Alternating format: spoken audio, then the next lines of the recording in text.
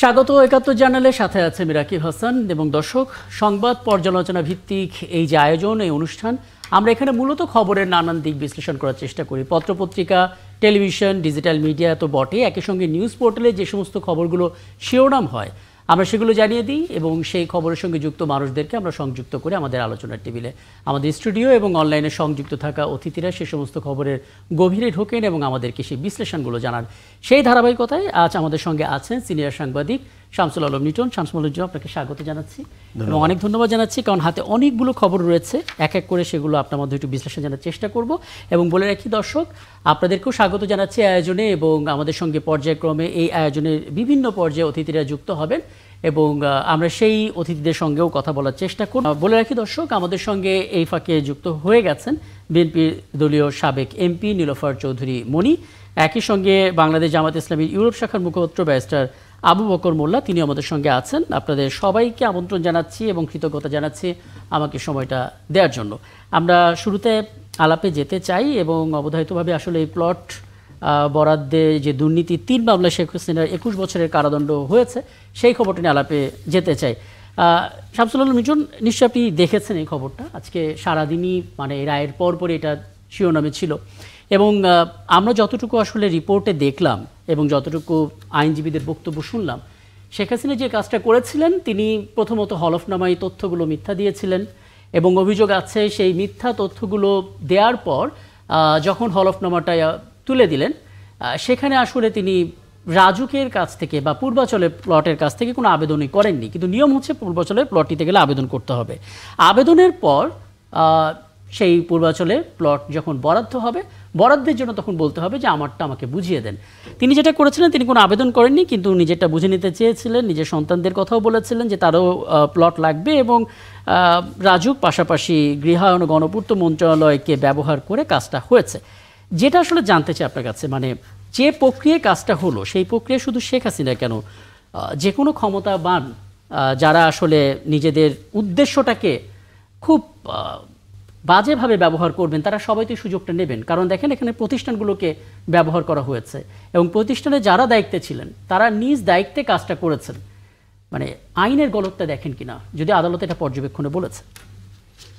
আইনের গলদের চেয়ে অনেক বেশি গলদ হচ্ছে রাজনীতির গলদ। আমাদের রাজনীতিকরা অন্যায় আর অবৈধ ক্ষমতা প্রয়োগ ইত্যাদি করে ভাবেন যে আমাকে কখনো হয়তো এর জন্য জবাব দিতে হবে না। তারা ভুলে যান যেই অস্ত্রটি অথবা যেই সামগ্রী আপনি কিনেছেন ক্ষমতার ব্যবহার করে অথবা অন্যকে শায়েস্তা করার জন্য, প্রকৃতি বড় নির্মম এবং তারা যে রুল অফ নেচার যেটা প্রত্যেকের উপর প্রযোজ্য, অতীতে বহু ঘটনা থেকে তারা কিন্তু কিছু শেখেন না।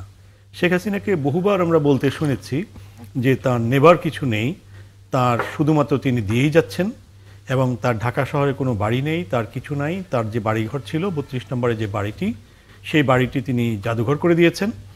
তো ইত্যাদি ইত্যাদি বহু কথা শোনা গেছে। তার পরিবার কখনো কোনো ধরনের কিছু করেনি। 97 সালে তিনি 1 টাকায় গণভবন নিয়েছিলেন এবং তিনি তখনও বলেছিলেন তার ঢাকা শহরে থাকার কিছু নাই, কোনো সম্পদ নাই। আজকে যখন প্লটের কেলেঙ্কারি, শুধু প্লট একটা দুটো নয়, একেবারে বাল্ক অফ প্লটস আর কি, হ্যাঁ, তো এইটা যখন সব কিছু বেরোলো এবং বের হলো যে তিনি আবেদনই করেন নাই, কিন্তু পরবর্তীতে তিনি সেগুলো তার সম্পদ হিসেবে করায়ত্ত করেছেন। শুধুমাত্র রাজুকের প্রপার্টি নয়, ঢাকার বাইরে তার টিউলিপের যে নামে যে প্রপার্টিগুলো আছে, আমরা এর implied meaning and direct meaning দুটাই বুঝতে কারো কোনো অসুবিধা হয় না যে এই সম্পদগুলো কোথা থেকে আসলো এবং এই অবৈধ সম্পদ তিনি কীভাবে অর্জন করলেন। কারণ তার যে সরকারি বেতন ভাতা তা দিয়ে কিন্তু এত সম্পদ হওয়ার কথা নয়। সবচেয়ে বড় কথা 832 ভরি সোনা, 832, আপনি বাজার দরে যদি চিন্তা করেন বর্তমানে 2 লাখ টাকা করে, যদিও তিনি যখন এই সম্পদের কখন কখন ক্রয় করেছেন আমরা তো জানি না, তখন হয়তো এর মূল্য আরো অনেক কম ছিল। 2009 সালে প্রধানমন্ত্রী হওয়ার পর ক্ষমতার অপব্যবহার করে পূর্বাচলের নতুন শহর প্রকল্পে নিজের এবং নিজের পরিবারের অন্য সদস্যের নামে 6টা প্লট বরাদ্দ নেন, প্রতিটা আয়তন ছিল 10 কাঠা করে। জি, 2009-এ 10 কাঠা করে প্লট নেওয়া এবং সেটি একটা দুটো নয়, পরিবারের সদস্যদের বাল্ক অফ, আমি যেটা বলছি, অর্থাৎ একটা ব্যক্তি এবং একটা পরিবার আমি সাধারণ মানুষের কথা যদি বলি তাহলে বলি লোভী এবং স্বার্থগৃন্দ, মানে খুবই জটিল শব্দ, অত্যন্ত নিচু মানের মানসিকতা ছাড়া এইভাবে কেউ লুটপাট করতে পারে না। শেখ হাসিনা ক্ষমতায় থাকাকালীন সময়ে তার অনেক মন্ত্রীদের বিরুদ্ধে কিন্তু মিডিয়া খবর প্রকাশ করেছে। যদিও আমি সাংবাদিক হিসেবে মিডিয়াকে সাপোর্ট করছি তা নয়, শুধু মিডিয়া অনেক কিছু প্রকাশ করতে পারেনি, কিন্তু অনেক কিছু প্রকাশ করেছে, এটি সত্য।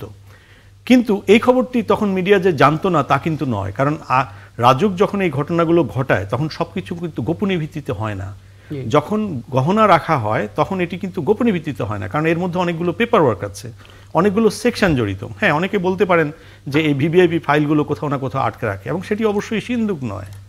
তো আমি যেটা মনে করি যে এই খবরগুলো প্রকাশ করা সম্ভব ছিল না, কারণ শেখ হাসিনার আমলটিকে আমরা দেখেছি ট্রিনিটি তত্ত্ব, ক্রিশ্চিয়ানিটিতে একটা কথা আছে, সেটি হচ্ছে যে আপনি শুধু একটা জিনিস বিশ্বাস করতে হবে, সেটা হচ্ছে ট্রিনিটি। সেই ট্রিনিটি হচ্ছে যে মাদার, সান অ্যান্ড হলিগোস্ট। হলিগোস্ট বলা হয় হযরত ঈসা আলাইহিস সালামকে, আপনারা জানেন। তারপরে মাদার, মাতা মেরি, আর সন্তান হচ্ছে ঈসা। এই তিনজনের ব্যাপারে আপনাকে বিশ্বাস রাখলেই আপনি একজন পারফেক্ট খ্রিস্টিয়ান। তো হাসিনার আমলে এই ট্রিনিটি তত্ত্ব আমরা দেখেছি। তিনি নিজে, তার সন্তান, ছেলে জয় এবং তার বাবা, এই তিনজনকে বাদ দিয়ে এই টেলিভিশনেও বহু খবর আমি দেখেছি সরকারের মন্ত্রীদের বিরুদ্ধে। তার মানে এই ট্রিনিটির আড়ালে কি পরিমাণ সম্পদ, যেমন ৭৫ 15ই আগস্টের পরে, এরপরে যখন তিনি সম্পদ বুঝে পান, তখন সেখানে মুকুট থেকে, সোনার মুকুট থেকে শুরু করে শত শত ভরি সোনা, তারপরে দানা এবং বিদেশি যে মুদ্রা, এই সব কিছু পাওয়া গিয়েছিল, এবং সেগুলো তখনই পত্রিকায় ছাপা হয়েছে ৭৬ সালেই। হ্যাঁ, ৭৫ সালের সম্ভবত আগস্ট সেপ্টেম্বর মাসে।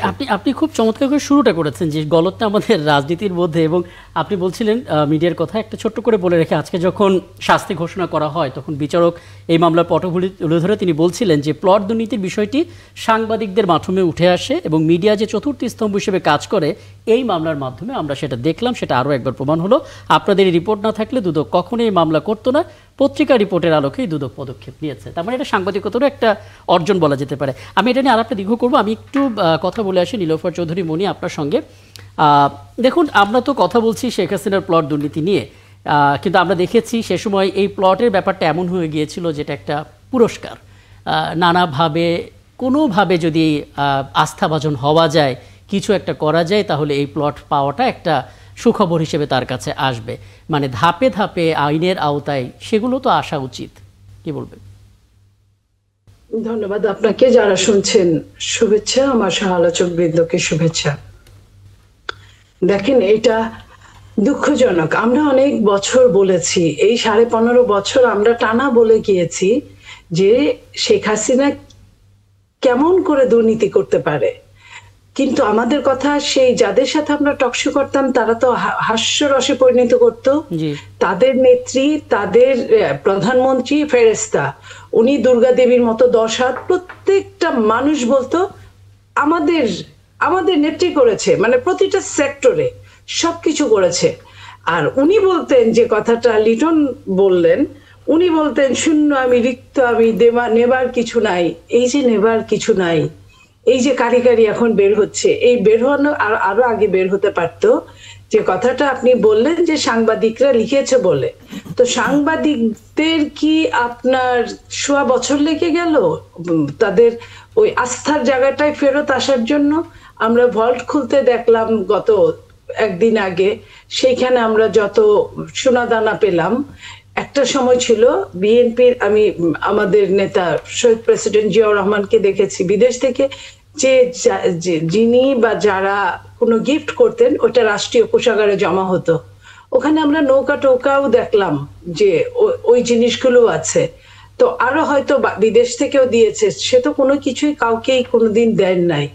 আপনি দেখেন যে এইখানে আমি একটা কথা, নিজের কথা আমি খুব একটা বলি না, বলতে স্বাচ্ছন্দ্য বোধ করি না, তারপরেও আমি কথাটা আসলো তাই বললাম।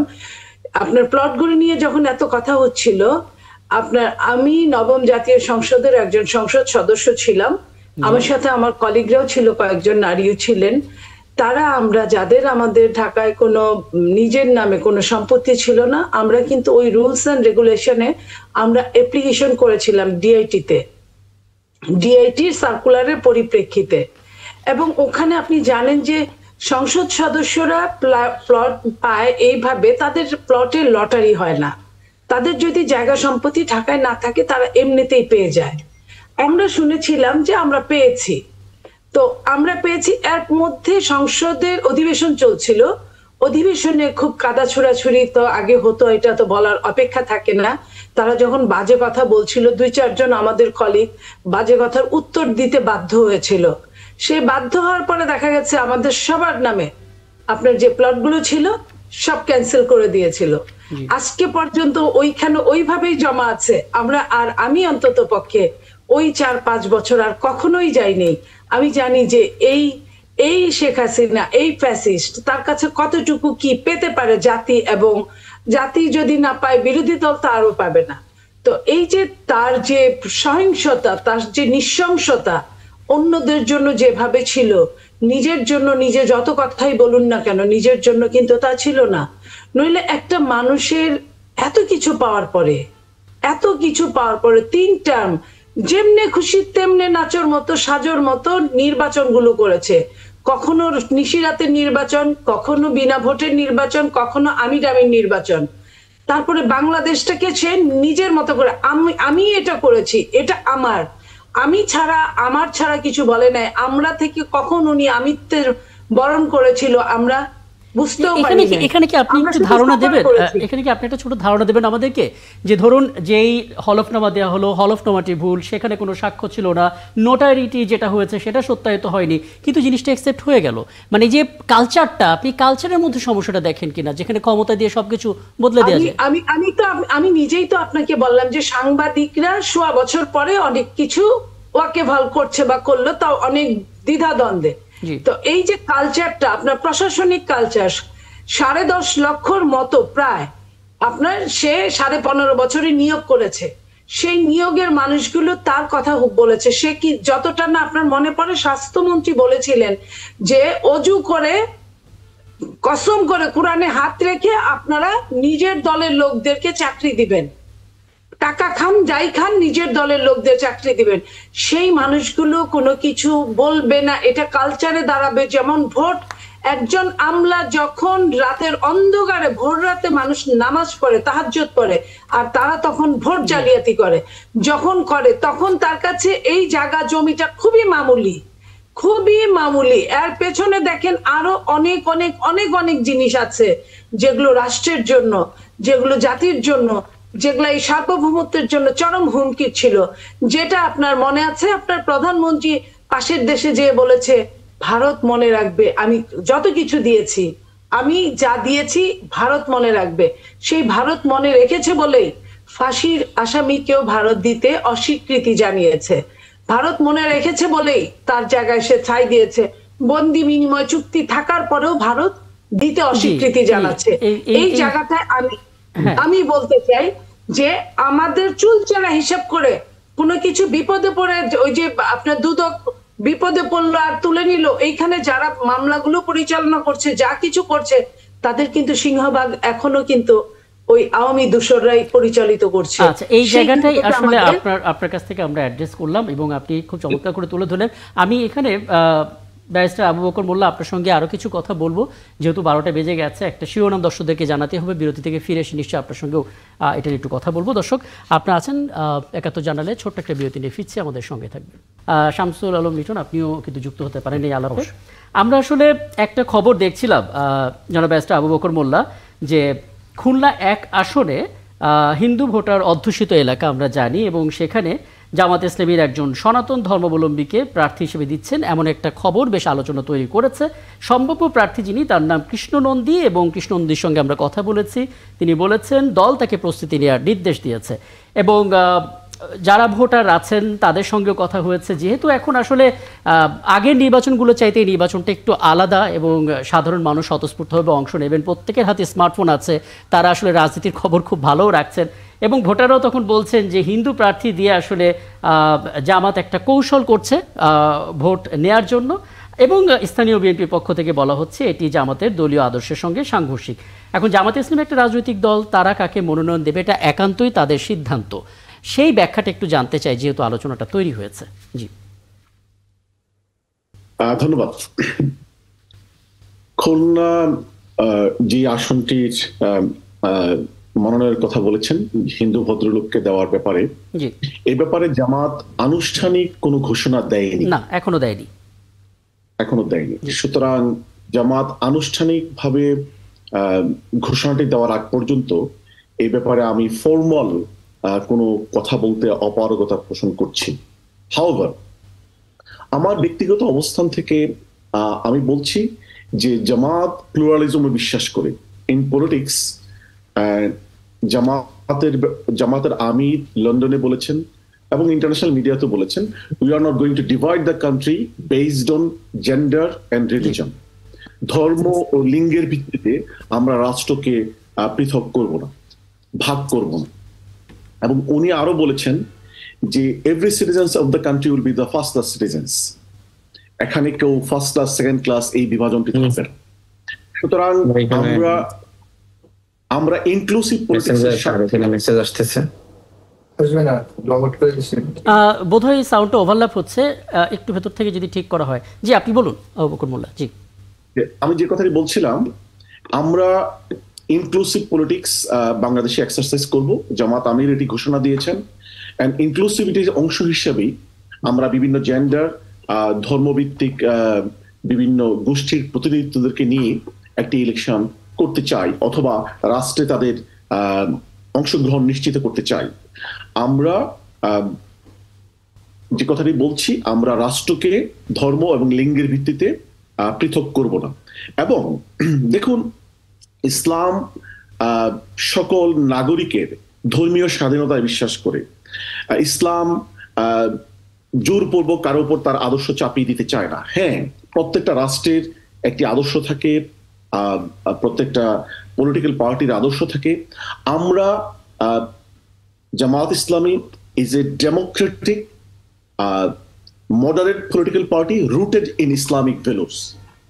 এইটা হচ্ছে আমাদের রাজনীতি। এটি করতে যে আমাদের এই আদর্শের সাথে যারা একমত হবেন, ভিন্ন ধর্মের যারা রয়েছেন, তারা এই দেশেরই নাগরিক, তারা বিএনপিকে সমর্থন করতে পারে, তারা অন্য দলকে সমর্থন করতে পারে, তারা জামাতকেও সমর্থন করতে পারে। জামাত ইসলামের পলিটিক্সের একটা পার্টিতে সকল মূলনীতি নিয়ে কাজ করে না, অথবা সকল মূলনীতির জন্য সমানভাবে কাজ করে না।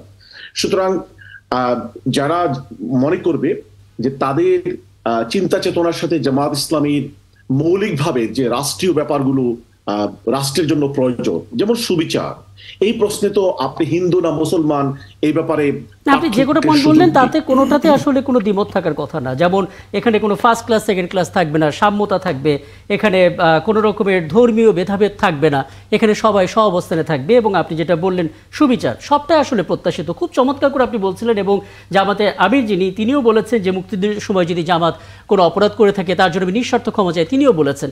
এগুলো আসলে আশাবাদ তৈরি করে, কিন্তু কখন আসলে হতাশ হতে হয় যখন আমরা দেখি শীর্ষ কর্মকর্তারা বা শীর্ষ নেতারা বলেন যে খবরদার আমি শাহজাহান চৌধুরী, আমাকে যারা চেনে না তারা এখনো মাটির নিচে বসবাস করে। এই বক্তব্যগুলো তো একটা ভুল ন্যারেটিভ দেয়। কিছুদিন আগে আমরা এটাও শুনেছি যে কোনো হাঙ্কি পাঙ্কি এরকম চলবে না। এই শব্দগুলো আসলে কেন শুনতে হয়? মানে পুরো সাংঘর্ষিক মনে হয়। জনাব শামসুল আলম, এটা আপনি যুক্ত করতে পারেন। জি, আমি ধন্যবাদ ব্যারিস্টার আবু বকর মোল্লা। আমি রেসপন্ড করলে মনে ভালো ছিল। হ্যাঁ প্লিজ, আপনি বলেন তারপরে যাব। জি জি, দেখুন, হাঙ্কি পাঙ্কি উনি যে শব্দটি বলেছেন এটি তো একটি ইংলিশ শব্দ।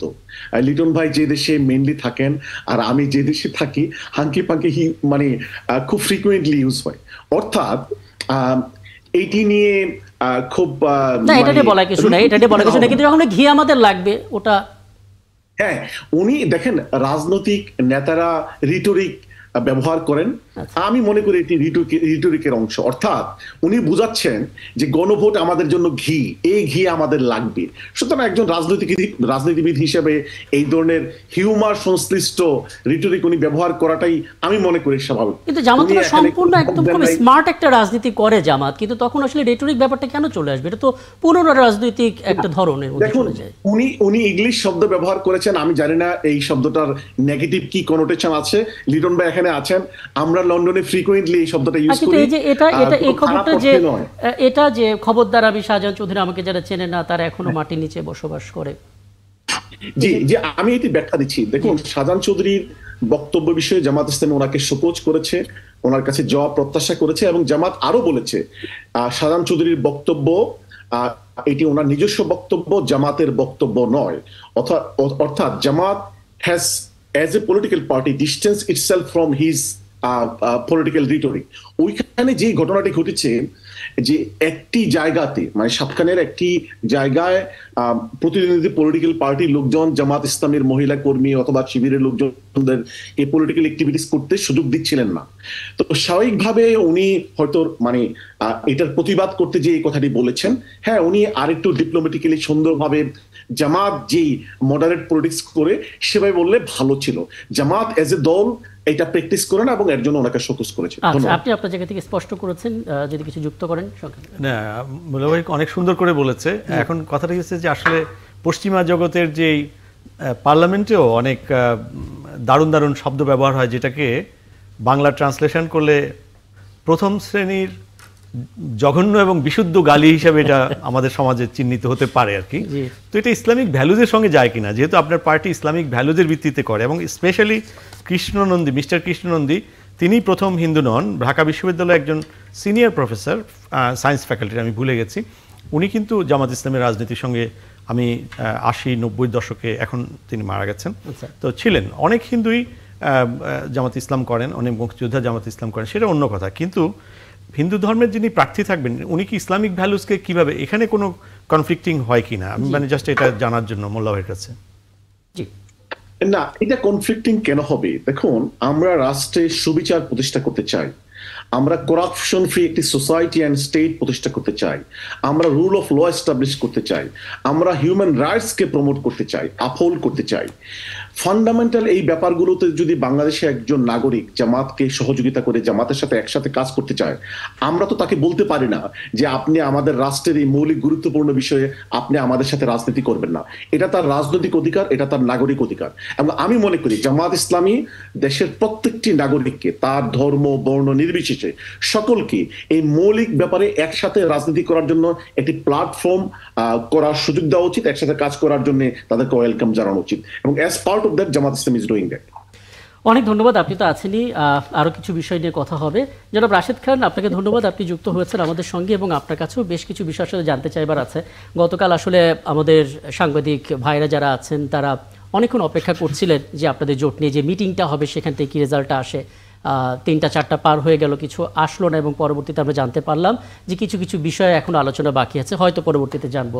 এরপরে আপনাদের দিক থেকে একটা সাহসী সিদ্ধান্ত এলো যে আপনারা 150টি আসনের প্রার্থী ঘোষণা করেছেন। আগে 50 ছিল, তার মানে 200 আসনের প্রার্থী ঘোষণা হয়ে গেছে, এবং আপনারা আশাবাদ দিচ্ছেন যে আপনারা 300 আসনের প্রার্থী দেবেন।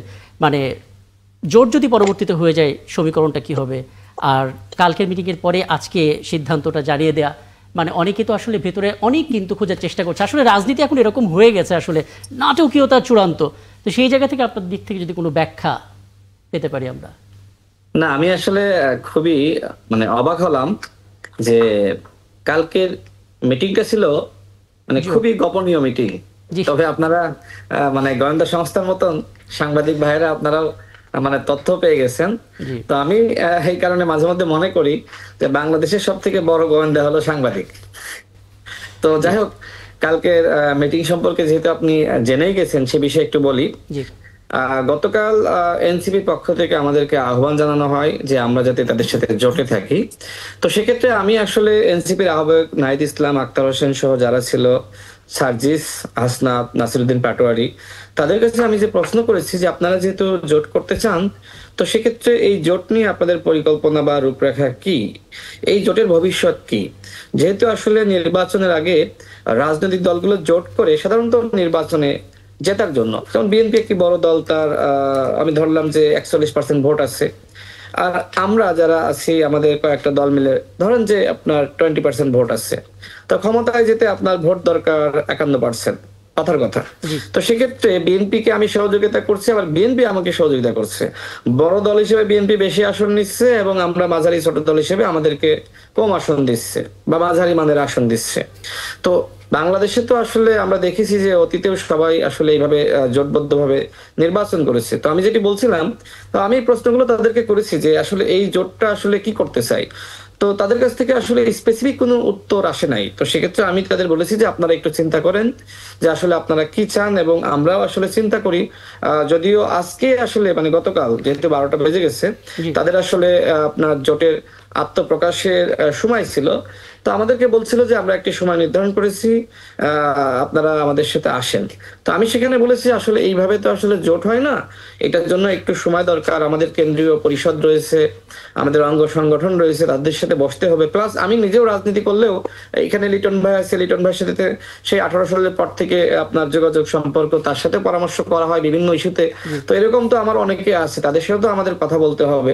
তো সব মিলে আসলে আমরা তাদের সাথে বলেছি যে এটা আলোচনা শুরু হলো, চলুক, তারপরে আমরা সিদ্ধান্তে যদি আমরা আসলে পৌঁছাতে পারি, আমরা যদি ঐক্যমতে আসতে পারি, তখন দেখা যাবে।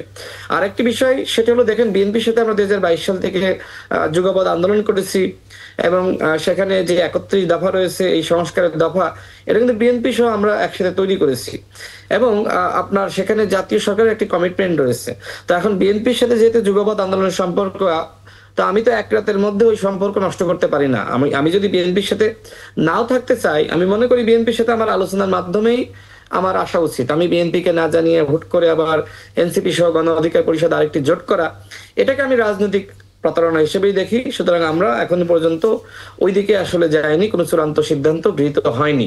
আরেকটি বিষয় অ্যাড করি, এখানে যেহেতু রাজনৈতিক আলোচনা হচ্ছিল, আমি একটু অ্যাড করি। লিটন ভাই যেটি বললেন, দেখেন আমি মাঝে মধ্যে আসলে কনফিউশনে পড়ে যাই যে আমি জামাত ইসলামকে আমরা একটা সময় এক ধরনের রাজনৈতিক দল হিসেবে দেখেছি, এখন অভ্যুত্থানের পরে তাদেরকে আমি আবার ভিন্ন রূপে দেখছি যে তারা আসলে কখনো মধ্যপন্থী দলের মতন আচরণ করছে, কখনো আবার আপনার ইসলামিক দল হিসেবে আচরণ করছে। যেমন আমরা জামাত ইসলামের সংগঠন ছাত্র শিবিরকে আমরা ক্যাম্পাসে দেখেছি যে তারা একটা মডারেট, যেটা এখানে ফারুক ভাই বললেন, যেটি আসলে যে একটি মডারেট আবু বকর মোল্লা ভাই, তার সাথে অনলাইনে অনেক টকশো করেছি। তো ভাই যেটি বললেন যে একটি মডারেট পলিটিক্যাল পার্টি, হ্যাঁ আমরা ক্যাম্পাসে দেখেছি যে আসলেই ছাত্র শিবির একটি ডেমোক্রেটিক এবং একটি মডারেট সংগঠন হিসেবে সেখানে কাজ করেছে। এক পাশে শিবিরের আপনার সমর্থিত ভিপি ক্যান্ডিডেট, অন্য পাশে জিএস ক্যান্ডিডেট, মাঝখানে কিন্তু একজন নন হিজাবি আপনার নারী শিক্ষার্থী আমরা দেখেছি। তো এক্ষেত্রে আসলে ইসলাম আসলে এটাকে অ্যালাউ করে কিনা, তো সেজন্য আমার মাঝে মধ্যে মনে হয় যে ইসলামী ছাত্র শিবির কি আসলে তারা কি আমাদের মতন, আমাদের ছাত্র অধিকার পরিষদ, ছাত্রদল সেরকম সংগঠন হয়ে গেল, নাকি আসলে তারা ইসলামী ছাত্র? আমি খুব চেষ্টা করলে হয়তো এখানে ছাত্র শিবিরের কোনো একজনকে আনতে পারলে খুব ভালো হতো, তাহলে আপনার কথার উত্তরটা দিতে পারতো। কিন্তু আমার হাতে না আরো দুটো খবর আছে, সেগুলো নিয়ে আসলে আপনাদের মন্তব্য জানতে চাইতে খুব ইচ্ছাও করছে। আমি রাশেদকে একটা প্রশ্ন করি। রাশেদ, আপনি এবং নূরকে আমরা বিএনপির গ্রিন সিগন্যাল তালিকায় বিভিন্ন সময় দেখেছিলাম, আপনাদের সঙ্গে আলোচনাটি অব্যাহত চলছে নাকি মানে নতুন ডাইমেনশনে আপনারা ভাবছেন? এবং এনসিপির দিক থেকেও আসলে সর্বশেষ অবস্থানটা কি? আপনি তো ফর্মাল কথাগুলো বললেন, ইনফর্মাল কথা কি? জি আচ্ছা, না ইনফর্মাল কথা নিয়ে তো আর টকশোতে আলোচনা করা যায় না। তারপরে বলি, আমি কিন্তু আগেই বলেছি যে বিএনপির সাথে 2022 সাল থেকে আমাদের যে যুগপৎ আন্দোলনের সম্পর্ক, এখন ওই সম্পর্ক তো এক রাতের মধ্যে আমি নষ্ট করতে পারি না। আলোচনা আছে বিএনপির সাথে একসাথে নির্বাচন করার ব্যাপারে, পজিটিভ আলোচনা রয়েছে। এর পাশাপাশি এনসিপিও বিভিন্ন সময় প্রস্তাবনা দিয়েছে, গতকাল রাতেও তো আমাদের সাথে বসলো। এর পাশাপাশি আরো গণঅভ্যুত্থানের অন্যান্য শক্তি, তারাও কিন্তু বলেছে যে আসেন আমরা একসাথে কিভাবে কাজ করতে পারি। কিন্তু আমাদের আসলে যেহেতু বিএনপির সাথে দীর্ঘদিনের বোঝাপড়া, একসাথে আন্দোলন সংগ্রাম, এখন নির্বাচনের আলোচনাও চলছে, পাশাপাশি অন্যরাও আলোচনা করছে। তো আমাদের যে দলীয় সিদ্ধান্ত সেটি হলো আমরা আসলে প্রার্থী ঘোষণা করি। আমরা ইতিমধ্যে 200টি আসনে আমরা প্রার্থী ঘোষণা করেছি। নির্বাচনী ফিল্ডে আমরা আমাদের সম্ভাব্যতা যাচাইয়ের জন্য কাজ করছি। আমরা 300 আসনে নির্বাচন করতে চাই। তো সেক্ষেত্রে আপনি একটি প্রশ্ন করেছিলেন যদি আসলে জোটে যান তো সেক্ষেত্রে আসলে কি হবে। দেখেন, উচ্চকক্ষে পিআরের ব্যাপারে কিন্তু একটি আলোচনা আছে, এবং জাতীয় জুলাই সনদে যেটাতে গণভোট হবে, সেখানেও কিন্তু এখানে অন্তর্ভুক্ত করা হয়েছে।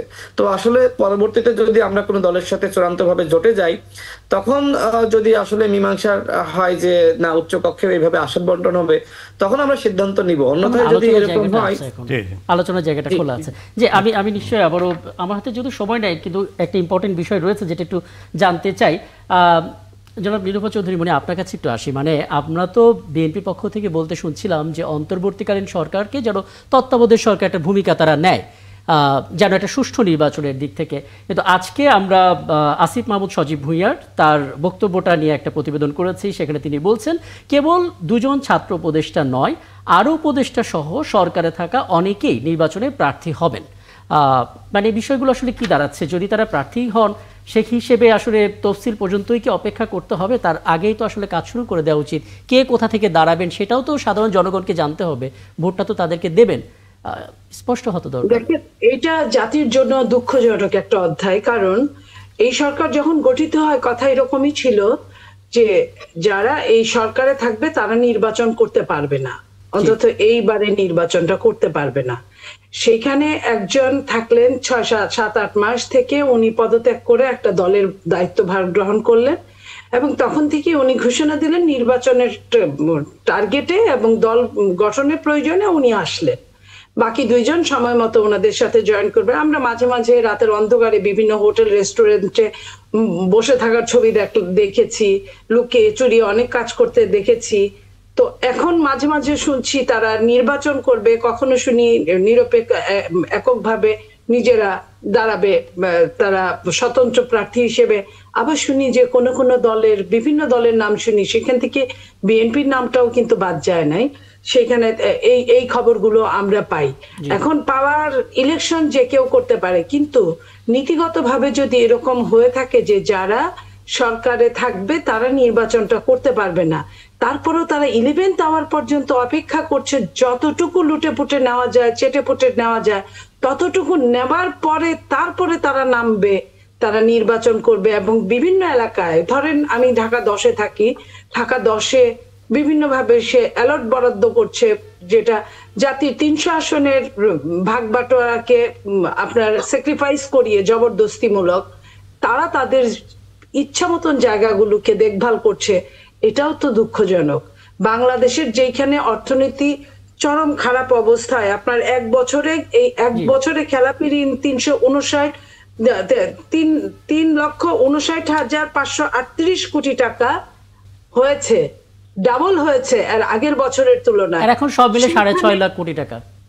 হ্যাঁ, সেইখানে আপনার এই ধরনের আপনার বিলাসিতা, এই ধরনের আলোচনা জনমনে কিন্তু ভীষণ কষ্টের উদ্রেক। একদম আপনার বক্তব্যটা একেবারে। আমি লাইনটা শেষ করি যে একটা ফ্যাসিস্টকে কিন্তু এই সব কারণগুলোর কারণেই উৎখাত করা হয়েছিল। দলমত নির্বিশেষে প্রত্যেকেই, জনসাধারণ এবং বিভিন্ন দল মাঠে নেমে কিন্তু সেই ফ্যাসিস্টকে উৎখাত করেছিল। সেই একই সমস্যা যদি আবারও এই রাষ্ট্রে, এই জাতির কাছে যদি অ্যাভেলেবেল হয়, তাহলে জাতি কোন দিকে যাবে, কোথায় যেয়ে দাঁড়াবে? একদম এই প্রশ্নটা নিয়ে আমি আমার এই পলিটিক্যাল আলাপের একেবারে সামারিটা আপনার কাছ থেকে টানতে চাই জনাব শামসুল উলুম লিটন। মানে একজন উপদেষ্টাই কেবল নয়, দুজন ছাত্র উপদেষ্টাই নয়, আরও উপদেষ্টা সহ সরকারে থাকা অনেকেই নির্বাচনের প্রার্থী হবেন বলে জানিয়েছেন আসিফ মাহমুদ। বৃহস্পতিবার সচিবালয়ে তিনি এই কথাটা বলেছেন এবং ইচ্ছুকদের তফসিল ঘোষণার আগে পদত্যাগ করা উচিত, এই কথাটাও তিনি বলেছেন। তবে কোথায় থেকে কোন দলের প্রার্থী, আমি মনে হয় শামসুল আলম ভাইয়ের কাছে যাওয়ার আগে ছোট্ট করে একটু রাশেদ খানের প্রশ্নের একটু ওটা অনেক দীর্ঘ হয়ে যাবে, এটা অনেক দীর্ঘ হয়ে যাবে কারণ এখানে ছাত্র শিবিরে কেউ নাই তো। আচ্ছা ঠিক আছে, সংক্ষেপে তাহলে, খুব সংক্ষেপে। জি, সেটা হচ্ছে যে ইসলামের অন্যতম গুরুত্বপূর্ণ বিষয় হচ্ছে আদল এন্ড ইহসান, justice and transparency. Jamaat Islami আদল, কোরআনের বিধান অনুযায়ী আদল এবং ইহসান প্রতিষ্ঠার অংশ হিসাবেই সকলকে সাথে নিয়ে একটি মিডিওকর রিলিজনের প্রতিনিধিত্বের অংশ হিসাবেই একটি নতুন বাংলাদেশ গড়তে চায়, 2.0 করতে চায়। সুতরাং it is more Islamic then what we think of. Thank you. অনেক ধন্যবাদ। আমি একটু শামসুল আপনার এই মন্তব্য। Thank you. এই যে তিনটি দলের তিনজন প্রতিনিধি, বিজ্ঞ মানুষ, মনিয়াপা, ব্যারিস্টার আবু বকর মোল্লা এবং রাশেদ খান, তিনজনই সংগ্রামী। আমরা রাশেদ যে বলছিল 18 সাল থেকে ছাত্রদের আন্দোলনে এবং শেষ পর্যন্ত ছাত্রদের নেতৃত্বেই পুরো জাতি ঐক্যবদ্ধ হয়ে এবং নিপীড়িত রাজনৈতিক দল হিসেবে বিএনপি, জামাত ইসলাম এই গণতন্ত্রটি এনেছে। এখানে আসলে বিএনপি জামাত কিন্তু আওয়ামী লীগকে নিষিদ্ধ করার দাবি কোনোদিনই তুলে নাই, বরং আওয়ামী লীগই জামাতকে একেবারেই অযাচিতভাবে শেষ মুহূর্তে এসে নিষিদ্ধ করেছিল। এই দলগুলো সবাই মিলে কিন্তু গণতন্ত্র এবং মানবাধিকার, ভোটের অধিকার সবকিছুকে উদ্ধার করেছে, দেশের স্বাধীনতা সার্বভৌমত্বকে উদ্ধার করেছে। সুতরাং এই যে ব্যাপারটি, এই নির্বাচনে এগুলো জোটের আলোচনা এবং রাজনৈতিক দলগুলো অত্যন্ত কঠিনভাবে একজন আরেকজনকে অ্যাটাক করছে। কিন্তু আমার একটি প্রশ্ন হয়তো ছিল, সেই প্রশ্নটি এখন করলে ওনারা তিনজন জবাব দিলে অনেক লম্বা হয়ে যাবে, যে ঐক্যের যে নির্বাচনে জোটের আসলে নীতি আর সিট ভাগাভাগি কোনটা আসলে প্রাধান্য পায়। এই উত্তর এখানে যারা অনুষ্ঠান দেখছেন তাদের অনেকের মনেই এই প্রশ্নের সাধারণ উত্তর আছে। কিন্তু আমরা আসলে যে গণতন্ত্রটি এবং যে রিপাবলিকটি দেখতে চাই, এই দলগুলোর ঘাড়ে কিন্তু অসংখ্য শহীদের রক্তের দায়, এবং আমরা যখন দেশের মুক্তির জন্য, গণতন্ত্রের জন্য, সার্বভৌমত্বের জন্য ছাত্রদের পাশে দিনের পর দিন তারা রক্ত দিয়েছে রাস্তায়, এই বিভিন্ন ধরনের ইয়েতে, এই যে রাশেদ কত অত্যাচারিত হয়েছে, ব্যারিস্টার মোল্লা এবং আমাদের মতো বহু মানুষই দেশে দিনের পর দিন আমরা আসতে পারিনি, আমাদের আত্মীয় স্বজনের মৃত মানুষের মুখটাও দেখতে পারিনি, মনিয়াপাদের অনেক সংগ্রাম ছিল। আমি মনে করি যে এই নির্বাচনকে একটা জাতীয় দায়বদ্ধতার নির্বাচন মনে করা উচিত, এবং নির্বাচন এবং গণতান্ত্রিক প্রক্রিয়ায় উত্তরণের ক্ষেত্রে কোনো ধরনের সংঘাত অথবা কোনো ধরনের, এবং জোট অবশ্যই হবে, ভোটের আলোচনা, ভোটের পরবর্তী 55 দিন 50-60 দিন তো যে আলোচনা হবে সেটা আমরা এখনো চিন্তাও করতে পারছি না, এবং সেটা আমাদের স্বাভাবিকভাবে নেওয়া উচিত। গণতন্ত্রে যেই কঠিন আলোচনা, ব্রিটেনে যেখানে যে গণতন্ত্রের উত্থান হয়েছে, পার্লামেন্টারি গণতন্ত্র, সেখানে যেসব ভাষা পার্লামেন্টের আলোচনা হয় সেগুলো ট্রান্সলেট করলে আপনারা গণতন্ত্র কেউ পছন্দ করবেন না। আসলে কিন্তু এটা হচ্ছে ফুল অফ ডিবেট, এবং এখানে ছাত্র উপদেষ্টা যেটি বলেছেন, যে রক্তের দিন দায়ের কথা বলেছিলাম, তারা আসলে সেই সংগ্রামী যে মানুষগুলো যারা বিনা স্বার্থে তাদের জীবন ত্যাগ করেছে, একেবারে তাদের কোনো স্বার্থ, শুধু দেশ এবং শুধুমাত্র ফ্যাসিবাদ উত্তরণের মাধ্যমে। আপনি যে মাঝে কথাটা বললেন, আমার মনে হয় সেটাতেই একদম পুরো এনাফ যে একটা সুষ্ঠু নির্বাচনটাকে আমরা দায়বদ্ধতার অংশ হিসেবে। কিন্তু এই ছাত্র প্রতিনিধি যারা ছিল তারা কিন্তু আন্দোলন সংগ্রামের গণঅভ্যুত্থানের প্রতীক হিসেবে ছিল। এখন তারা এই সরকার, এটা জনতার সরকার ছিল, এটা কিন্তু তত্ত্বাবধায়ক সরকার ছিল না, এটা অন্তর্বর্তী আমরা একটা নাম দিয়েছি, কিন্তু এটা জনতার সরকার, এবং তাদের অধিকার প্রত্যেকেরই আছে, কারণ এটা কিন্তু তত্ত্বাবধায়কের যে নৈতিক দায়বদ্ধতা তার মধ্যে কিন্তু নাই। যারা আসিফ নাহিদদেরকে খুব নির্মমভাবে অ্যাটাক করে, তাদের আমি নির্মমভাবে অ্যাটাক করতে চাই। তারা কেন ধারণা করেন না যে গণঅভ্যুত্থানটি হয়েছে, এরা তো শহীদের তালিকায় থাকতে পারত। সুতরাং এদের যে নৈতিক অধিকার সেটিকে কাটেল করা তখনই হবে যদি এটা তত্ত্বাবধায়ক সরকার হয়, এবং তত্ত্বাবধায়ক সরকারে তাদের 1 মিনিটও থাকার অধিকার নাই। কিন্তু আদালত বলেছে তত্ত্বাবধায়ক সরকার এবারের জন্য প্রযোজ্য হবে না, পরবর্তী থেকে হবে। অনেক ধন্যবাদ। আমি আসলে সময় থাকলে আরো ছোট ছোট অনেক প্রশ্ন আপনার মতো আছে আমি জানি, দীর্ঘ করতাম, কিন্তু ভূমিকম্প নিয়ে কথা বলতে হবে এবং সেটাও একটা বড় বিষয়। এবং এই ফাঁকে অনেক ধন্যবাদ আপনাদের তিনজনকেই এই রাতে সময় দিয়েছেন, এবং নিশ্চয়ই সামনে আয়োজন আবার কথা হবে আপনাদের সঙ্গে। দর্শক, আমাদের সঙ্গে ছিলেন বিএনপি দলীয় সাবেক এমপি নীলোফার চৌধুরী মনি, ছিলেন বাংলাদেশ জামাত ইসলামী ইউরোপ শাখার মুখপাত্র ব্যারিস্টার আবু বকর মোল্লা, এবং গণ অধিকার পরিষদের সাধারণ সম্পাদক রাশেদ খান ছিলেন আমাদের সঙ্গে। আরও একটি বিরতি নিচ্ছি, ফিরছি একটু পর আমাদের সঙ্গে থাকবেন। আরও একবার আমন্ত্রণ জানাচ্ছি 71 জানালে, এবং যে খবরটা জানাতে চাই দর্শক, ঢাকায় 8 মাত্রার ভূমিকম্পে ধসে পড়তে পারে 72,000 ভবন, এরকম একটা শঙ্কার খবর রয়েছেন। বিশেষজ্ঞরা এই শঙ্কাটা করছেন, সেই শঙ্কাটা জায়গাটা একটু জানতে চাই। এবং এই শঙ্কার খবর যখন আমরা জানছি তখন আমরা শিরোনামে বলছি যে 15 ঘন্টায় দেশের 3 অঞ্চলে ছোট এবং মাঝারি মানের ভূমিকম্প হয়েছে। সরকারি হাসপাতালের অনেক ভবন ঝুঁকিপূর্ণ এবং দুর্ঘটনার একটা আশঙ্কা তো রয়েছে। সার্বিক দিক নিয়ে কথা বলতে চাই। আমাদের সঙ্গে এ পর্যায়ে যুক্ত হয়েছেন কমনওয়েলথ ইউনিভার্সিটি অফ পেনসিলভেনিয়ার ভূতত্ত্ব ও পরিবেশ বিজ্ঞান বিভাগের অধ্যাপক ডক্টর মোহাম্মদ খালেকুজ্জামান। ডক্টর মোহাম্মদ খালেকুজ্জামান, আপনাকে অনেক ধন্যবাদ জানাচ্ছি, আপনি আমাদেরকে সময়টা দিচ্ছেন, কিন্তু আসলে শঙ্কার খবর নিয়েই যুক্ত হচ্ছেন, যে কারণে অনেকগুলো বিষয় আপনার কাছে জানতে চাওয়ার। এবং আমার সঙ্গে যিনি আছেন সিনিয়র সাংবাদিক শামসুল আলম লিটন, তিনিও আলোচনায় আছেন এবং তিনিও আপনাকে হয়তো কিছু জানতে চাইতে পারেন। আমি আপনার কাছে যেটা জানতে চাই সেটা হচ্ছে, TVN24-কে দেখা সাক্ষাৎকারে আপনি বলেছিলেন যে আন্তর্জাতিক বিভিন্ন গবেষণার তথ্য, সেই তথ্য ঘেঁটে যে ঢাকায় রিক্টার স্কেলে সর্বোচ্চ 8 মাত্রা একটা ভূমিকম্পের আশঙ্কা রয়েছে, এক্ষেত্রে 72,000 ভবন ধসে পড়তে পারে, ব্যাপক প্রাণনাশের একটা আশঙ্কাও করছেন বিশেষজ্ঞরা যখন আশঙ্কা করেন তখন আসলে আমাদের সাবধানতার একটা বার্তাই তারা দেন। আপনি কি আমাদের বলবেন যে কি ধরনের ঝুঁকি আছে আমাদের এই রাজধানী সহ গোটা বাংলাদেশের, সংক্ষেপে? জি, ধন্যবাদ আপনাকে এবং আপনার মাধ্যমে 71-এর দর্শক শ্রোতাদের। মোস্ট সার্টেনলি, ডেফিনেটলি বাংলাদেশের কোনো কোনো অঞ্চল ব্যাপকভাবে ভূমিকম্প প্রবণ অঞ্চলেই অবস্থিত, এবং তার প্রেক্ষিতে বাংলাদেশে ভূমিকম্প হওয়ার ডেফিনেটলি একটা সম্ভাবনা রয়েছে। এবং এই সম্ভাবনাটা যে রয়েছে সেটা তো আমরা গত কয়েকদিনে দেখলাম। 21 তারিখে মাধবদীতে যে 5.7 মাত্রার ভূমিকম্প হলো, তার পরবর্তীতে আরও 2টা ভূমিকম্প হলো, মোটা দাগে আর কি, একটা 4.3 এবং আজকে যেটা হলো 4.0 মাত্রা। তো সেই হিসাবে এটা তো একটা বোঝাই যাচ্ছে যে এটা ভূমিকম্প প্রবণ অঞ্চল, এতে তো কোনো সন্দেহই নেই। সুতরাং অন্যান্য বিশেষজ্ঞরা বিভিন্ন স্টাডির মাধ্যমে সর্বোচ্চ সম্ভাব্যতা যেটা ওরা বলেছে সেটা হচ্ছে 8.2 থেকে 9 মাত্রা ভূমিকম্পের সম্ভাবনা রয়েছে। সম্ভাবনা মানে এই না যে তাৎক্ষণিকভাবে হয়ে যাবে অথবা হয়ে যাচ্ছে অথবা আগামী কয়েকদিনের মধ্যে এই জিনিসটা ঘটতে যাচ্ছে। সম্ভাবনা অবশ্যই রয়েছে এবং সেই সর্বোচ্চ মাত্রাটা হচ্ছে আপ টু 9, 8.2 থেকে 9। যদিও কোনো কোনো ভূতত্ত্ববিদ মনে করছে যে এত মাত্রার ভূমিকম্প না হলেও 7.5-এর উপর তো ভূমিকম্প হতেই পারে এবং এটা ঢাকার আশেপাশে অঞ্চলেই হবে। তো 3টা যে ভূমিকম্প হয়ে গেল, 3টার যদি আপনি জিওগ্রাফিক্যালি ম্যাপে দেখেন তাহলে দেখবেন যে মাধবদীর থেকে পরবর্তীতে নরসিংদী এবং আজকে গোরাশাল, 3টা ভূমিকম্পই একটা লাইনের উপরে আছে। কিন্তু আপনি যে একটা লাইন টানেন ম্যাপে দেখবেন 3টা ভূমিকম্পই মোর অর লেস এটা সাউথ থেকে নর্থের দিকে আস্তে আস্তে সরে যাচ্ছে। এর মানে ভূমিকম্পগুলো র্যান্ডম না, যে যত্রতত্ত্ব হচ্ছে না। এর মানে হচ্ছে যে জিওলজিক্যাল ভাষাতে, ভূতত্ত্বের ভাষায়, যখন কোনো অঞ্চলে বড় ধরনের চ্যুতি থাকে বা ফাটল বা বড় ধরনের ফল্ট লাইন আর কি, সেই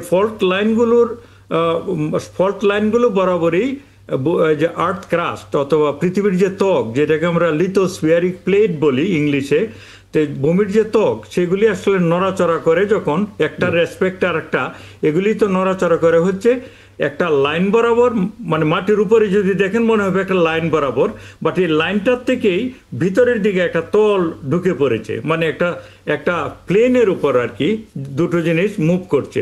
তাহলে যখন উপর থেকে ম্যাপ থেকে দেখবেন লাইন, সেই তলটাকে ম্যাপের উপরে দেখা যাবে একটা লাইন হিসাবে। তাই আমি যেটা বললাম 3টা ভূমিকম্পই কিন্তু মোটা দাগে আপনি যদি ম্যাপে দেখেন পরিষ্কারভাবে দেখবেন 3টা একই লাইনের উপর, যে প্রজেকশনটা করা হচ্ছিল ধারণাটা, সেই ধারণা বরাবর ঘটছে সবকিছু, ধারণা বরাবরই রয়েছে আর কি, সেটাই বলছি যে এটা হ্যাঁ। একটু সিনিয়র সাংবাদিক শামসুল আলম লিটন আপনার সঙ্গে কথা বলবেন। জি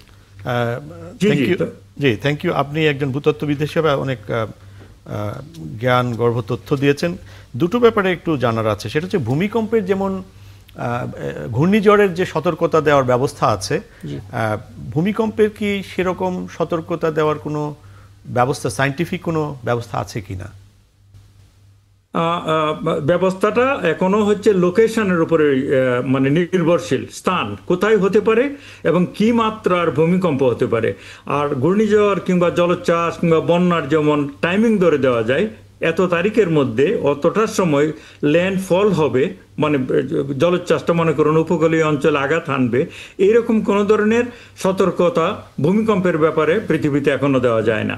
তবে এটা হচ্ছে শুধুই, কিন্তু আমরা গত কয়েকদিন দেখতে পাচ্ছি যে 5ই ডিসেম্বর একটা বড় ধরনের ভূমিকম্প হবে, এটা অসমর্থিত এবং কোনো ধরনের তথ্য ভিত্তি ছাড়াই এটা প্রচার করা হচ্ছে। এবং আপনি জানেন যে সোশ্যাল মিডিয়াগুলো আজকে অত্যন্ত পাওয়ারফুল, যেটা অনেক ক্ষেত্রে মেইনস্ট্রিম এবং মিডিয়াকেও চ্যালেঞ্জ করে ফেলে তথ্যের দিক থেকে, কিন্তু মানুষ সেটা বিশ্বাস করে অথবা আতঙ্ক ছড়াতে রিজনেবল গ্রাউন্ড হিসেবে মনে করে না। অনেকে বলতে শুনেছি যে গ্রামে চলে যায় এই কয়টা দিন। জি, সেটাও একটা ইন্টারেস্টিং, অর্থাৎ মানুষের মধ্যে আতঙ্ক ছড়িয়ে এক ধরনের পরিস্থিতি তৈরি করা। এক্ষেত্রে আপনার অবজারভেশনটা কি, এই যে 5ই ডিসেম্বর অথবা এরকম কিছু? জি জি, দেখুন এটা খুবই দুঃখজনক যে মানুষ জ্ঞানগর্ভ আলোচনা না করে, বিজ্ঞান ভিত্তিক আলোচনা না করে যখন যত্রতত্র নানান ধরনের আতঙ্ক ছড়ায়, বিশেষ করে আমাদের জাতীয় নিরাপত্তার ইস্যুতে যখন এই ধরনের আতঙ্ক ছড়ায়, এগুলি আমি মনে করি শুধু অন্যায় না, এগুলি অপরাধ আমার দৃষ্টিতে।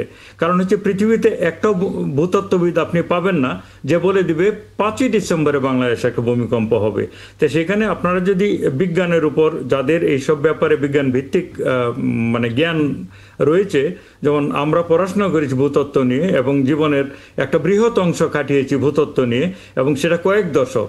এবং আমরা তো গেলো ব্যক্তিগতভাবে, আমি যেটা বললাম, আমি যুক্তরাষ্ট্রে বাস করি, আপনারা জানেন যুক্তরাষ্ট্রে একটা ইউনিভার্সিটিতে ভূতত্ত্বই পড়াই, পরিবেশ বিজ্ঞানী পড়াই, এবং এই লেভেলের কেউ যদি প্রেডিকশন করতে পারতো ভূমিকম্পের ব্যাপারে, তাহলে যুক্তরাষ্ট্রের সবচেয়ে যে বড় ভূমিকম্প নিয়ে যারা পৃথিবীর মধ্যে সবচেয়ে বেশি গবেষণা করে, এবং আমাদের দেশে এমনকি যখন ভূমিকম্প হয় তখন তো আমরা কোথায় যাই সংবাদটা দেখার জন্য? ইউএসজিএসএ, ইউনাইটেড স্টেটস জিওলজিক্যাল সার্ভে সাইটে আমরা যাই। এটা আমরা না, সারা পৃথিবী সেখানে যায়। তো এইরকম জ্ঞান গর্ব যদি কোনো বাঙালি, কোনো ভূতত্ত্ববিদের থাকতো যে 5 তারিখে ভূমিকম্প হবে এটা বলে দিচ্ছে, তাহলে আমি আপনাকে গ্যারান্টি দিয়ে বলতে পারি তাকে $1 মিলিয়ন উপরেও বেতন দিয়ে যুক্তরাষ্ট্রের ইউএসজিএসএ তাকে হায়ার করে নিয়ে আসতো। তো এই জিনিসগুলো তো আপনারা দয়া করে কান দিবেন না, দয়া করে এইসব ব্যাপারে মানে আতঙ্ক ছড়ানো থেকে দূরে থাকবো আমরা, এবং আমরা বিজ্ঞানের উপরই নির্ভরশীল হব। আরেকটা প্রশ্ন, আপনি স্যার বলছিলেন সম্ভবত যে 72,000 ভবন যদি 8 থেকে 9 রিক্টার স্কেলে হয়, এই ফিগারটা মানে কিভাবে করলেন, ধারণা করলেন? আর দ্বিতীয়ত হচ্ছে, অথবা আপনার ধারণার মধ্যে আসলো, আর দ্বিতীয়ত হচ্ছে যে আমরা কিন্তু গত 2-3 দশকে যে স্থাপত্যবিদ যারা ডিজাইন করেন বিল্ডিংয়ের, এই ক্ষেত্রে দেখতে পাচ্ছি যে কেনা বেচাও যখন হয় সবাই কিন্তু, অথবা নিজে যখন বানান, তখন ওই ভূমিকম্প নিরোধক ব্যবস্থাগুলোর ব্যাপারে একটা সচেতনতা আছে এবং অনেকটা প্রয়োগও হচ্ছে বলে যতটুকু জানি। রিসেন্টলি যে কয়েকজন মানুষ মারা গেছে দুঃখজনকভাবে, তারা কিন্তু কোনো বিল্ডিংয়ে মারা যাননি, অনেক বিল্ডিং যদিও হেলেছে, এবং তারা কিন্তু ওপেন স্পেসে যেখানে ইট পড়ে এবং অন্যান্যভাবে হয়েছে। তো আপনার এই স্পেকুলেশনের বেসটাকে আপনি কাইন্ডলি একটু এলাবোরেট করবেন প্লিজ। জি জি, অবশ্যই। এই স্পেকুলেশনটা এটা আমার নিজস্ব স্পেকুলেশন না। এখানে যে বিভিন্ন ধরনের সায়েন্টিফিক বেসে যে বিল্ডিংগুলোর যে কোয়ালিটি বাংলাদেশে যেগুলি রয়েছে ঢাকা শহরে, সেগুলি থেকে একটা এক ধরনের প্রাক্কলন রয়েছে। যারা মানে এই স্টাডিগুলো ঢাকাতে করছেন, যেমন তারপরে হচ্ছে যে রাজুক কিছুদিন আগে, তারা তো আপনারা জানেন যে আমাদের দেশে তারাই সবচেয়ে বড় সংস্থা সরকারি, যারা বিভিন্ন পারমিশন দেয় এবং নিয়ন্ত্রণ করে এবং দেখভাল করে।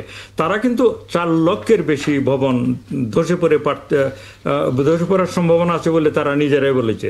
ইনফ্যাক্ট 4,65,000 কত জানি ওরা বলেছে। আমি যে 72,000 সংখ্যাটা বলেছি সেটা বরং অনেক কনজারভেটিভ, তাই না? কারণ এটা হচ্ছে টোটালি যে আমাদের যে অতীতের যে ভবনগুলো, বর্তমানের ভবনগুলো আপনি নিজে উল্লেখ করলেন, অনেকগুলি ভবনে ইমারত বিধিমালা মেনে তৈরি করা হচ্ছে, সেটা করা হলে খুবই ভালো, সেটাই উচিত। কিন্তু অতীতে যে ভবনগুলো, তখন তো আমাদের ইমারত বিধিমালাও ছিল না, ঐতিহাসিকভাবেও প্রচুর পুরনো বিল্ডিং রয়ে গিয়েছে। তো সেইগুলো যদি 7 মাত্রা কিংবা তার অধিক ভূমিকম্প হয়, সেগুলি সহনশীল মাত্রায় এই বিল্ডিংগুলো মোটেও না। তো এগুলির সংখ্যা মোরললেস 70-80 হাজার বলে ধারণা করা হয়। সেই সংখ্যাটা যে একেবারেই টু দা পয়েন্টে বলা যাবে এমন না, মানে হাজার হাজার বিল্ডিং ডেফিনেটলি ধসে পড়বে যদি 7-এর অধিক ভূমিকম্প হয়। সেই দৃষ্টিকোণ থেকেই এই সংখ্যাটা এসছে। একদম। আমার আরো কিছু জিনিস জানতে চাইবার আছে। আপনি সাক্ষাৎকারে একবার বলছিলেন যে ঢাকা ঘনবসতিপূর্ণ এলাকা, এখানে ক্ষয়ক্ষতি নিয়ন্ত্রণ করাটা কঠিন, এই জন্য নিতে হবে 4 ধাপের প্রস্তুতি। আমি একটা বিরতিতে যাব এবং ফিরে এসে এই প্রস্তুতি জায়গাটা একটু বলবেন, সাথে কিছু পরামর্শ দেবেন। কারণ অনেকেই আছেন বহুতল ভবনে থাকেন, ভূমিকম্পের সময় তাৎক্ষণিকভাবে তার কি করা উচিত তিনি আসলে সেটা বুঝে উঠতে পারেন না। সেই জায়গা থেকে কোনো আইডিয়া, কোনো ধারণা, কোনো সাজেশন আপনার কাছ থেকে পাবো কিনা, একটা ছোট্ট বিরতি বা ফিরে এসে সেগুলো নিয়ে কথা বলবো। দর্শক, সবশেষ বিরতিতে যাচ্ছে 71 জানালে আমাদের সঙ্গে থাকবে। আমরা কথা বলছিলাম ভূমিকম্প নিয়ে এবং জানিয়েছি শুরু থেকে আমাদের সঙ্গে আছেন সিনিয়র সাংবাদিক শামসুল আলম লিটন, এবং আমাদের সঙ্গে যুক্ত আছেন এই মুহূর্তে কমনওয়েলথ ইউনিভার্সিটি অফ পেনসিলভেনিয়া ভূতত্ত্ব পরিবেশ বিজ্ঞান বিভাগের অধ্যাপক ডক্টর মোহাম্মদ খালেকুজ্জামান। ডক্টর মোহাম্মদ খালেকুজ্জামান, আপনার কাছে দুটো বিষয় একটু জানতে চাই। প্রথমত, যেই ভূমিকম্পে ভেঙে পড়া যে ভবন, ঝুঁকিপূর্ণ ভবন, সেগুলো আসলে কিভাবে শনাক্ত করা হয়েছে? রাজুকের অনুমতি নিয়েই, নীতিমালায় মেনেই যদি আসলে তৈরি করা হয়, সেটা আসলে ঝুঁকিপূর্ণ, এটা কিভাবে মাপাটা হলো একটু বলবেন। সাথে বলা হচ্ছিল ক্ষয়ক্ষতি নিয়ন্ত্রণ করা কঠিন এবং এর জন্য নিতে হবে 4 ধাপের প্রস্তুতি। 4টা ধাপ আসলে কি? জি জি, কোন কোন ইমারত ঠিক ভূমিকম্প সহ্য করার মতো অবস্থায় নেই, সেটা কিন্তু আসলে একটা ভূতত্ত্ববিদের নির্ধারণ করার কাজ না। যার যেটা কাজ সেটা তাকেই করতে হবে। সেখানে আমি মনে করি স্ট্রাকচারাল ইঞ্জিনিয়ার যারা, তাদের বিভিন্ন পদ্ধতি রয়েছে সেগুলি নিরূপণ করার। যে প্রথমত যে বিল্ডিংগুলো হয়েছে সেগুলি ইমারত বিধিমালা অনুযায়ী হয়েছে কিনা। ইমারত বিধিমালা অনুযায়ী হলে, নতুন ইমারত বিধিমালাতে বাংলাদেশ ন্যাশনাল বিল্ডিং কোড যেটা, তো সেই অনুযায়ী যদি হয় তাহলে এগুলিকে 8 মাত্রার বা তারও অধিক ভূমিকম্প যাতে সহনশীল হয় সেভাবে তৈরি করা। এটা কি 4টা ধাপের একটি, তাই তো? জি না সেটা 4টা ধাপ না, সেটা আমি বলছি আপনি জিজ্ঞেস করেছেন কিভাবে নিরূপণ করা হয় যে বিল্ডিংটা মানে আর্থকুইকে টিকে থাকবে কিনা, যেটা আমি বললাম সেটা একটা জিওলজিস্টের কাজ না, সেটা ইঞ্জিনিয়ারদের কাজ। তারা ধরতে পারে, তারা হিসাব করতে পারে, তারা সেইখানে নতুনগুলো বিধিমালা মেনে নিয়ে হওয়ার কথা ছিল। যদি সমস্ত আইন কানুন মেনে হয়ে থাকে, কোনো ধরনের ব্যত্যয় না হয়, দুর্নীতি না হয়ে থাকে, তাহলে সেগুলি ভূমিকম্প মানে সহনশীল হওয়ার কথা। আর আমি যেটা বলেছি এখন 4টা ধাপের কথা, যে সেইটা আমি বরং আজকে বলবো 5টা ধাপের কথা। 4টা ধাপ আমি যেটা বলেছি ভূমিকম্পের ব্যাপারে, 1 নম্বর হচ্ছে যে নতুন বিল্ডিং যদি হয় এখন থেকে, তাহলে অবশ্যই ইমারত বিধিমালা অনুযায়ী হওয়া উচিত, যেগুলি ভূমিকম্প সহনশীল হবে। ভূমিকম্প সহনশীল হতে হলে সেগুলির যে বেসমেন্টে যে স্ট্রাকচারে এক ধরনের প্যাডিং, এক ধরনের রাউন্ড বল, মেটালিক বল দেওয়া হয়, যাতে পুরো বিল্ডিংটা আর কি আস্তে আস্তে দুলতে পারে ভূমিকম্পের সাথে। যেটা আমি বললাম সেটা হচ্ছে আমি যেটা পরে যেটা জেনেছি, এটা কিন্তু আমি আবারও দাবি করছি না যে জিওলজিস্টের কাজ এটা, যে বিল্ডিংটা কিভাবে ডিজাইন করা হবে সেটা ইঞ্জিনিয়ারদের কাজ। 2 নম্বর ধাপ আমি যেটা বলেছি যে যেসব বিল্ডিং অলরেডি হয়ে গিয়েছে সেগুলি অতি দ্রুত আমাদের অ্যাসেস করা দরকার, তার কোয়ালিটিটা কি, সেগুলি কি ভূমিকম্প প্রবণ অবস্থায় রয়েছে কিনা। যদি না থাকে তাহলে সেগুলিকেও শক্তপোক্ত মজবুত করা যায়, এটা ইংলিশে রেট্রো ফিটিং বলে। রেট্রো ফিটিং করা যায়, সেটা কিন্তু ব্যয়বহুল একটা ব্যাপার, কিন্তু করা যায় যদি বিল্ডিংটার দামের দিক বিবেচনা করে, এর বয়স বিবেচনা করে এটাকে রেট্রোফিট করতে হয়, সেটা হলো 2 নম্বর ধাপ, করা উচিত। 3 নম্বর ধাপ আমি বলেছি নিরূপণে যদি মনে হয় যে বিল্ডিংগুলি আসলে টোটালি হচ্ছে পুরনো এবং এগুলি মরণ ফাঁদ, পুরনো বিল্ডিং, সামান্য 7 তো অনেক দূরের, 6 মাত্রা ভূমিকম্প হলে কোনো ধসে পড়তে পারে, সেইগুলি বরং তাদের জীবন রক্ষার স্বার্থেই মালিকরা সেগুলিকে টোটালি ভেঙে দিয়ে, রাতারাতি না, আজকেই হবে না কালকেই হবে না, ভেঙে দিয়ে যাতে নতুন করে নির্মাণ করা হয়। এটা ছিল 3 নম্বর ধাপ আমি বলেছিলাম। আর 4 নম্বর ধাপ আমি বলেছিলাম বাংলাদেশের বাস্তবতায় আমি তো ইচ্ছা করলেই রাতারাতি আমি বিল্ডিংগুলোকে ভেঙে ফেলতে পারবো না, রেট্রোফিট করতে পারবো না, এই লক্ষ লক্ষ বিল্ডিং অ্যাসেসও করতে পারবো না। ইন দ্য মিন ওয়াইল তাহলে আমাদের কি করা প্রয়োজন, এটা ছিল আমার 4 নম্বর ধাপ। এবং আমি মনে করি আমাদের বাস্তবতায় বাংলাদেশে 4 নম্বর ধাপটাই সবচেয়ে জরুরি। সেটা হচ্ছে এক ধরনের প্রস্তুতি, এক ধরনের মানসিক প্রস্তুতি, সাইকোলজিক্যাল প্রস্তুতি, এবং হচ্ছে মহড়ার যে দেওয়ার যে ব্যাপারটা, এটা এলিমেন্টারি স্কুল থেকে, প্রাইমারি স্কুল থেকে শুরু করে স্কুল, কলেজ, কমিউনিটি স্কুল, মাদ্রাসা, মন্দির সবখানেই এক ধরনের সরকারিভাবে এক ধরনের হচ্ছে যে আপনার প্রস্তুতির ব্যাপার, প্রস্তুতি নেওয়া এবং এই ব্যাপারে মহড়া দেওয়া ঘন ঘন, অর্থাৎ মহড়ার ব্যাপারটা আমাদের কালচারের মধ্যে নিয়ে আসা। আমি আজকে 5 নম্বর একটা ধাপ আজকে বলছি, 4টা তো বললাম। আমি মনে করি 5 নম্বর ধাপটা হচ্ছে বাংলাদেশে যে ভূমিকম্পগুলি হচ্ছে সেগুলির ব্যাপারে কিন্তু জিওলজিক্যাল যে কন্ডিশনটা কি বাংলাদেশের, কোথায় কোথায় ফল্ট লাইন রয়েছে, সেগুলি আমার দৃষ্টিতে পুরোপুরিভাবে এখনো যাচাই বাছাই করা হয়নি। আরো অনেক বেশি গভীর স্টাডি হওয়া দরকার, যেখানে ভূতাত্ত্বিক যারা, তাদেরকে সেই দায়িত্ব দেওয়া দরকার, তাদেরকে ক্ষমতায়িত করা দরকার। আমি একটু আগে উল্লেখ করেছিলাম আপনাদের আলাপেই যে সারা পৃথিবী যখন ভূমিকম্প হয় আমরা কোথায় যাই, আমরা গিয়ে ইউএসজিএস, ইউনাইটেড স্টেট জিওলজিক্যাল সার্ভের সাইট থেকেই কিন্তু আজকে আমি দেখেছি, আজকে এটা 4 মাত্রার, তার আগেটা 4.3, এর আগেরটা ছিল 5.7। তাহলে একটা জিওলজিক্যাল অর্গানাইজেশন বাংলাদেশে ভূমিকম্প গবেষণা এবং যে নাই আসলে আমাদের দেশে যারা তাৎক্ষণিকভাবে এগুলি করা হয় আবহাওয়া অফিসের মাধ্যমে, এটা খুবই হাস্যস্কর একটা ব্যাপার।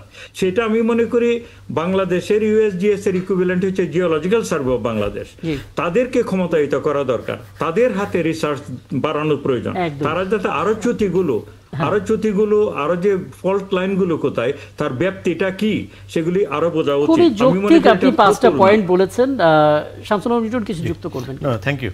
আমার মনে হয় স্যার চমৎকারভাবে পুরো বিষয়টা তুলে ধরেছেন, এবং এটা গভীর মনোযোগ দিয়ে শুনলে আপনারা অনেক উপকৃত হব আমরা সবাই।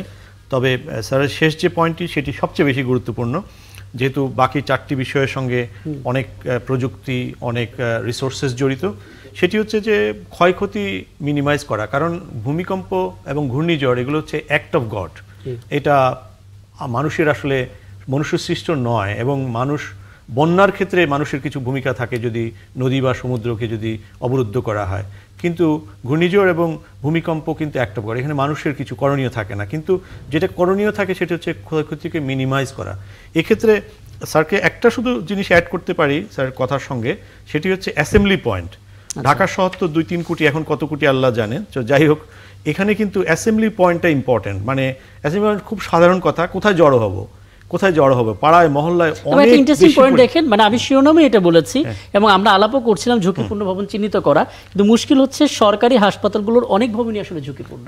এখন যেখানে রোগীরা থাকে, যেখানে একজন রোগী নড়াচড়া করতে পারছেন না এবং একটা ভালনারেবল মানুষ, তার উপরে যদি ভবনের কিছু হয় তাহলে তো অবস্থা অনেক গুরুতর হয়ে যেতে পারে। তাই আমি মনে করি যে এটা জাতীয় যে পলিসি মেকার যারা আছে তাদেরকে জরুরি ভিত্তিতে এগুলোকে চিহ্নিত করার দরকার। ঢাকা বিশ্ববিদ্যালয় কর্তৃপক্ষ যেমন করেছে, অনেক ভবন তারা অতীতে ঢাকা বিশ্ববিদ্যালয় অত্যন্ত দুঃখজনক ঘটনা আছে জগন্নাথ হলে, সো এটা জরুরি। দ্বিতীয়ত হচ্ছে যে ক্ষয়ক্ষতি কমানোর জন্য সেটি হচ্ছে যে স্যার যেটা মহড়ার কথা বলেছেন, that is very very important. এটার কিন্তু ড্রিল করাটা ভেরি ইম্পর্টেন্ট, অফিস আদালত স্কুল কলেজ সব জায়গায় সচেতনতা। আর হচ্ছে অ্যাসেম্বলি পয়েন্ট, এই যে সমস্ত পাড়ায় মহল্লায় পার্কগুলোকে সব বাণিজ্যিক ভবন বানাচ্ছে, এটা ভয়ঙ্কর, এটা রুখতে হবে। এবং অবৈধ যে জায়গাগুলো অকুপাই করা হয়েছে, খালের মতো খাল আমরা মাঝে মাঝে উদ্ধার করতে দেখি, কিন্তু মাঠগুলো উদ্ধার করতে দেখি না।